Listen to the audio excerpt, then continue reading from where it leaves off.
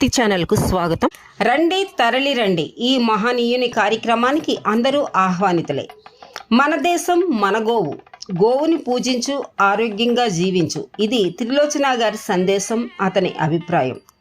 గోమాత సేవా ట్రస్ట్ ఆధ్వర్యంలో కామధేను భారతీయ గోవుల సంరక్షణ కేంద్రం బోదువలస, అనకాపల్లి జిల్లా సబ్బవరం మండలం బోదువలస గ్రామంలో ఈరోజు గోమాత ఆశ్రమంలో ఓంకార క్షేత్రానికి శంకుస్థాపన జరిగింది. ఈ కార్యక్రమానికి మల్లేశ్వరం శివదూత మహాస్వామి వారు విచ్చేసి ఈరోజు ఉదయం 7:15 బ్రహ్మాండమైన ముహూర్తంలో ఈ మహనీయునికి శంకుస్థాపన కార్యక్రమం చేయటం జరిగింది. ఇందులో ముఖ్య విషయం ఏమిటంటే, ఈరోజు రూపాయి 2 రూపాయలు దానం చేసి చాటుకున్న ఈ రోజుల్లో ఒక మహనీయుడు, ఇతని పేరే భూదాన కర్ణుడు, అతని పేరే కొట్టాడ కృష్ణమూర్తి. ఒక్క అడుగు భూమి కోసం తల్లి, తండ్రి, భార్య, భర్త, అన్నదమ్ములు అని చూసుకోకుండా గొడవలు పడే ఈ రోజుల్లో, కోర్టుకు వెళ్ళి హత్యలు, మానభంగాలు చేస్తున్నటువంటి ఇలాంటి రోజుల్లో ఎకరాల భూమి ఫ్రీగా ఇచ్చి కేవలం దైవ సన్నిధి కోసమే అని చెప్పుకున్న ఈ వ్యక్తి ఎవరైనా ఉన్నారు అంటే అతనే కృష్ణమూర్తి గారు. అయితే ఇతను తన జన్మనిచ్చిన తల్లిదండ్రుల మాటకు కట్టుబడి కేవలం దైవ ఆరాధన కోసమే జీవితం సాగిస్తూ గడుపుతున్న వ్యక్తి ఈ కృష్ణమూర్తి గారు. ఇతను ఎప్పుడూ ఒకటే చెప్తూ ఉంటారు, మనం భూమి మీదకి వచ్చాం, మనం ఏమీ తీసుకొని రాలేదు, వెళ్ళిపోయినప్పుడు కూడా మనం ఏమీ తీసుకొని వెళ్ళేదే లేదు. ఇదే మానవ ధర్మం, ఇది తెలుసుకున్న వారే మహనీయుడు. కృష్ణమూర్తి గారు ఎప్పుడూ చెప్పే మాట ఇదే. ఈ మహనీయునికి, ఇతని కుటుంబ సభ్యులకి ఆ భగవంతుడు ఎల్లవేళలా అష్ట ఐశ్వర్య భోగ భాగ్యాలు ఇవ్వాలని, నిండు 100 ఏళ్ళు ఈ భూప్రపంచం మీద జీవించే మహాభాగ్యం ప్రసాదించాలని మనం అందరం కోరుకుందాం. సర్వేజన సుఖినో భవంతు.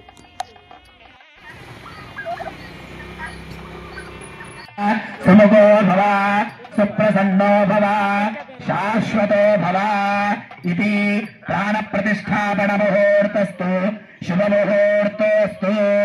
సుముహూర్తకాలే సూర్యాదీనాం నవానాం గ్రహాణాం. తర్వాత వచ్చేది మిథునం. మిథునం అంటే ఇద్దరు, వారు పార్వతీ పరమేశ్వరులు. ఈ శంకుస్థాపనతో ఆలయ నిర్మాణం ఒక వృషభం అయితే, ఆలయంలో నిర్మాణం అయిన తర్వాత శివలింగ ప్రతిష్టాపన, లింగము పానమట్టము కలిసి పార్వతీ పరమేశ్వరులు.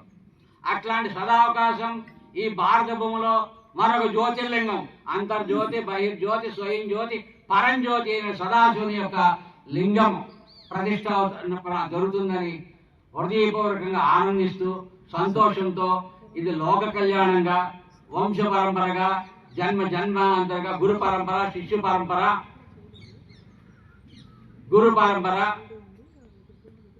వర్ధిల్లుతూ తరతరాలుగా సర్వధర్మ సమన్వయము, స్వధర్మ రక్షణ, మాతృభక్తి, పితృభక్తి, గురుభక్తి, దైవభక్తి వర్ధిల్లుగాక అని ఆశీస్సులు తెలియజేస్తూ హర హర మహాదేవ్, రక్ష రక్ష గురు. ఇది కూడా నాకు సగం ధరకే ఆయన ఆఫర్ చేశారనమాట. ఎందుకంటే మీరు రావటం వల్ల మా ఊరికి మంచి జరుగుతుంది అని చెప్పేసి ఆయన నిజంగా ఈవేళ రేపు అంటే సొంత మనుషుల్లోనే గజం స్థలంకి కూడా కొట్టుకు తెచ్చే ఈ రోజుల్లో కూడా నిజంగా ఎకరాల స్థలం కూడా తృణప్రాయంగా నిజంగా నాకు ధారాదత్తం చేశారు ఆయన. అంటే ఒక విధంగా చెప్పిన ధర అంటే ఎవరు ఇయ్యరు కదా.